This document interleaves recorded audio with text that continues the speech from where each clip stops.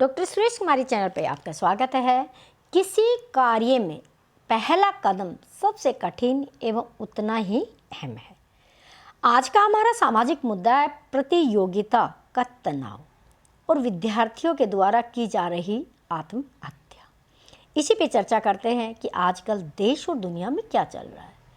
ये अच्छा हुआ कि केंद्रीय मंत्री धर्मेंद्र प्रधान ने कोटा में प्रतियोगी परीक्षाओं और विशेष रूप से मेडिकल और इंजीनियर की तैयारी करने वाले छात्रों की आत्महत्या के सिलसिले का संज्ञान लिया है। यानी कि धर्मेंद्र प्रधान केंद्रीय शिक्षा मंत्री है, लेकिन छात्रों को आत्महत्या से बचाने के लिए केंद्र सरकार के साथ साथ राज्य सरकारों को भी सक्रिय होना होगा। इसी तरह से अभिभावकों को भी अपने दायित्वों का निर्वहन करना होगा। ये सामान्य बात नहीं है कि इस वर्ष अभी तक कोटा में 23 छात्र आत्महत्या कर चुके हैं। ये इसलिए कहीं अधिक चिंताजनक है क्योंकि पिछले साल ये संख्या 15 थी। इसका मतलब है कि असफलता के भय अथवा प्रतियोगी परीक्षा पास करने से मिली विफलता से उपजी हताशा निराशा के चलते छात्रों ने आत्महत्या की प्रवृत्ति बढ़ी है। इस प्रवृत्ति के कारणों की गहन पड़ताल करने की आवश्यकता है। ये पड़ताल करते समय उसकी अनदेखी नहीं की जानी चाहिए कि अपने देश में जितनी बड़ी संख्या में छात्र मेडिकल और इंजीनियरिंग विशेष रूप से नीट और जेईई की परीक्षा में शामिल होते हैं, उनके अनुपात में ऐसे उत्कृष्ट संस्थानों की संख्या कहीं कम है जो बेहतर भविष्य का भरोसा दिलाते हैं।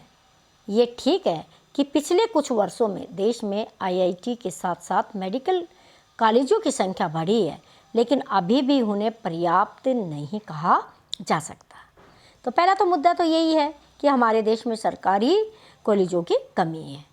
एक समस्या ये भी है कि कई मेडिकल और इंजीनियरिंग कॉलेजों की गुणवत्ता ठीक नहीं और वहाँ से पढ़कर निकलने वाले छात्र अच्छी नौकरियाँ नहीं हासिल कर पा रहे हैं। ये भी चिंता का विषय है।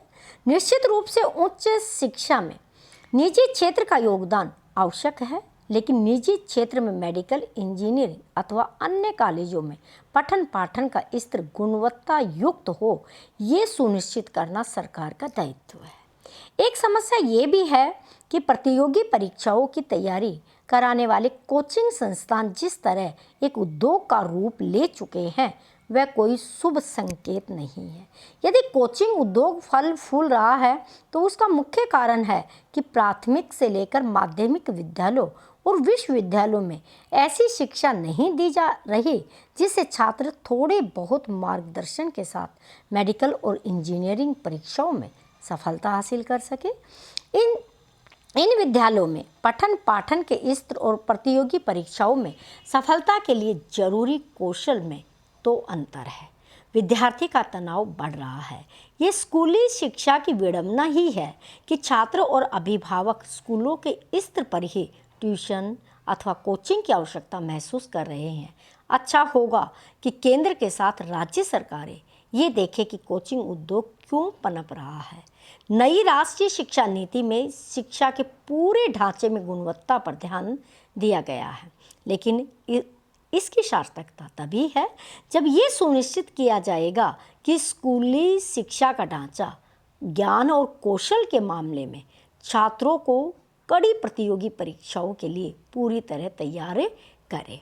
ये तभी होगा जब 2020 हमारी एजुकेशन पॉलिसी को लागू कर दिया जाएगा और माँ बाप को भी ये सोचना होगा कि सिर्फ प्रतियोगिता, सिर्फ डॉक्टर, सिर्फ इंजीनियर ही सफल नहीं है, बाकी विभागों में जाने वाले लोग भी सफल है। तो हमें विश्वास करना होगा और ट्यूशन करवाने की जो प्रवृत्ति है, कोचिंग संस्थानों की प्रवृत्ति है, उस पर लगाम लगाना होगा। एक सरकार पर, एक व्यक्ति पर ये हम नहीं थोप सकते। ये पूरी सोसाइटी की, पूरी समाज की जिम्मेदारी है।